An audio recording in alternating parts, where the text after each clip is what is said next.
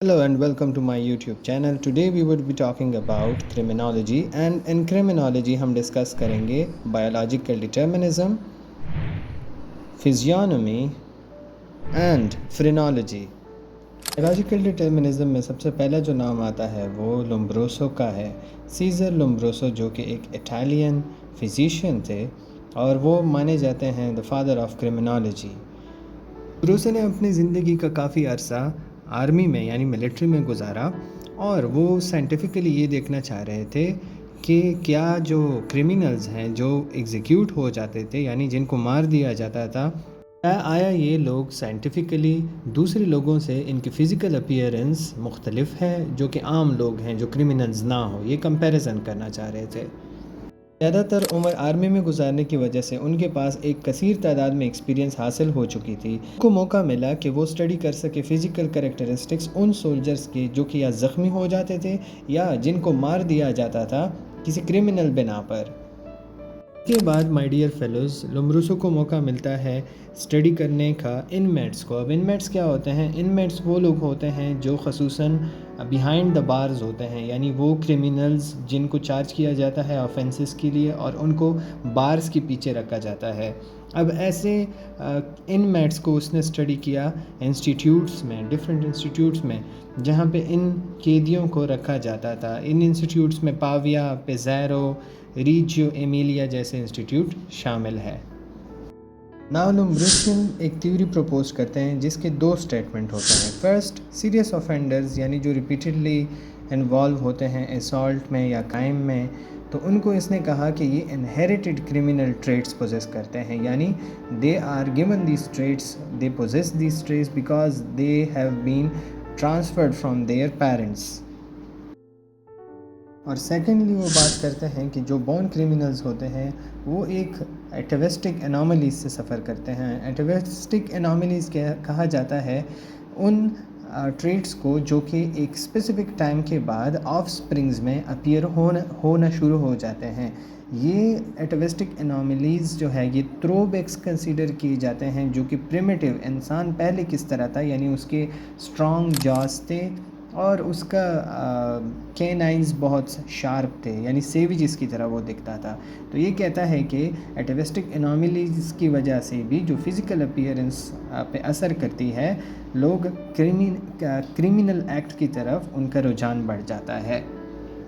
Inclusively जो लोम्ब्रोसियन theory थी, ये कार्सिनोजेनिक ट्रेड्स जो हैं कहते हैं कि इनडायरेक्टली भी एक्वायर होते हैं जो एक फैमिली मेम्बर्स होते हैं, जैसे कि वो इन बीमारियों से सफ़र करते हो, जैसे इंसैनिटी हो गई, सिफिलिस हो गया, अल्कोहलिज्म हो गई, या इसके बरक्स डायरेक्ट हेरिडिटी, यानी अगर किसी के फैमिली मेम्बर्स ऑलरेडी क्रिमिनल्स हों तो ये सेकेंडरी प्राइमरी कॉज हो सकता है क्राइम का।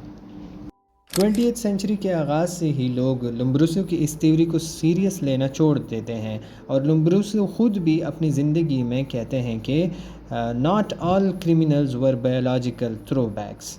और आज के इस दौर में क्रिमिनोलॉजिस्ट जो कि ये सजेस्ट करते हैं कि जराइम की बायोलॉजिकल बेसिस भी हो सकते हैं, वो ये भी यकीन रखते हैं कि एनवायरमेंटल यानी माहौलियाती जो कंडीशंस होती हैं वो भी असरअंदाज होती हैं इंसान के बिहेवियर पे, और तब ही हमारे पास जन्म होता है बायो सोशल थ्योरी का, जो कि लिंक है फ़िज़िकल और मेंटल ट्रेट्स और उनके ऊपर सोशल एनवायरनमेंट और बिहेवियर किस तरह से असरअंदाज होते हैं। अब हम बात करेंगे फिजियोनॉमी और फ्रेनोलॉजी के बारे में। यकीन कि क्रिमिनल्स और जराइम अनासिर लोग जो होते हैं उनका अनयूजुअल फ़िज़िकल अपीयरेंस होता है, ये पुराने वक्तों से मिलता है। जैसे कि इलियड पोप की जो ट्रांसलेशन है होमर में, वो भी ईवल को इस तरह तस्वर करता है कि उसकी एक आंख जो है वो ब्लिंकिंग कर रही थी, वो एक पाँव से लंगड़ा था और उसके बड़े बड़े शोल्डर्स होते थे।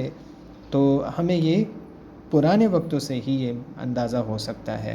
अब दोस्तों फिजियोनॉमी क्या है? फिजियोनॉमी है कि making judgement about people's character from the appearance of their faces, और ये एक रिकॉग्नाइज स्टडी थी यूरोप के अंदर सीज़र बेसीरिया के दौर में। اب 1775 میں جان کیسپر لیویٹر آتے ہیں. اب وہ ایک سوئس اسکالر اور تھیولوجین ہوتے ہیں. یہ اپنا کام کرتے ہیں فزیونومی میں، اور اس کو یہ فزیونومک فریگمنٹس کا نام دے دیتے ہیں. اور اس میں یہ بہت ایکسٹرا ویجنٹ کلیمز کرتے ہیں کہ ہیومنس کے فیشیل فیچرز اور ہیومن کا کنڈکٹ کس طرح ہوتا ہے. فار ایگزامپل یہ کہتے ہیں کہ beardlessness in men and its opposite the bearded women, یہ دونوں کو کنسیڈر کرتے ہیں انفیوریبل ٹریٹ انڈیکیٹرز. یا جو شفٹی آئی ہوتی ہے یا ویک چن، یا اس کے برعکس اگر کسی کی ایروگینٹ نوز ہے، لمبی سی ناک ہے، تو یہ ان کو انفیوریبل ٹریٹس کنسیڈر کرتے ہیں. انیمی کا سب سے پرائمری سگنیفیکنس یہی ہے کہ اس نے پش کیا ایک بیٹر آرگنائزڈ اور لاجیکلی امپریسو ویو کو، جس کا نام ہے phrenology. Phrenology focus more on the shape of the skull instead of the physical appearance of the face. اور یہ آئیڈیا اوریجنیٹ کرتا ہے ایرسٹوٹیلین آئیڈیا آف برین سے، کہ برین جو ہے ایک آرگن ہے مائنڈ کا.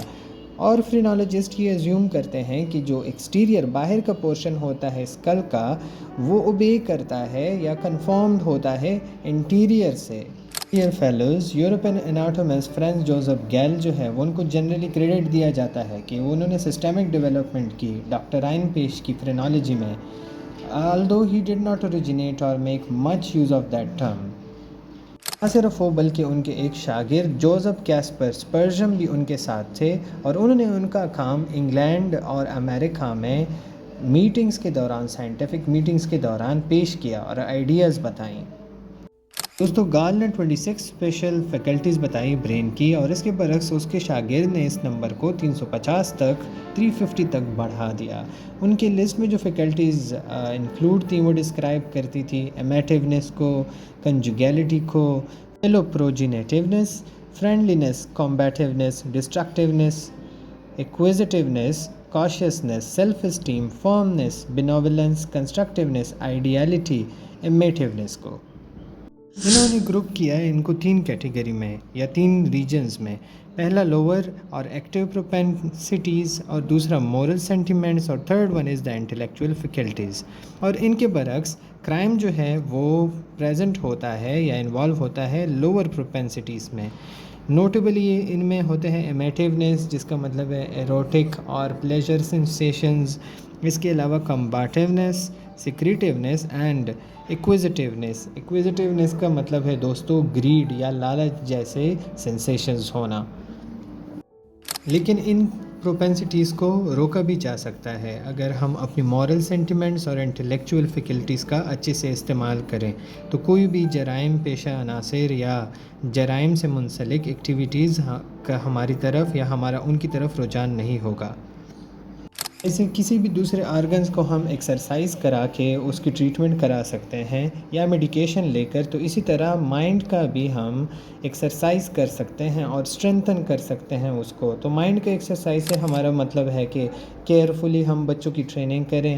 ایون ایڈلٹس کو بھی ہم ان کی ڈیزائربل فیکلٹیز جو ہیں ان کو ہم روک سکتے ہیں اگر ہم ڈس یوز کریں لوور پروپینسٹیز کرا. تھیوری پہ بہت زیادہ اعتراضات سائنٹیفک اٹھی اور اس کو ریجیکٹ کیا گیا ٹیچرز، پریچرز اور ججز اور دوسرے لیڈرز کی طرف سے، اور انہوں نے اپنا اوپینین پیش کیا کہ اگر مائنڈ ہی سب کچھ کرتا ہے یا برین کا کوئی پارٹ ہے، تو اس میں فری ول اور اسپرٹ کا رول کہاں سے آ گیا. ہیومن تو خود ہی ماسٹر ہیں of their own conduct and capable of making themselves what they are. دوستو، گال بھی یہ کہنے پہ مجبور ہو گیا کہ ڈس ڈسپوزیشنز انیز ڈیلاما ایٹ ڈی لسپیرٹ ڈیو میٹیریلزم، in which he argued that phrenology was not fatalistic, that will and spirit were basic and supreme, and direction and control of human behavior.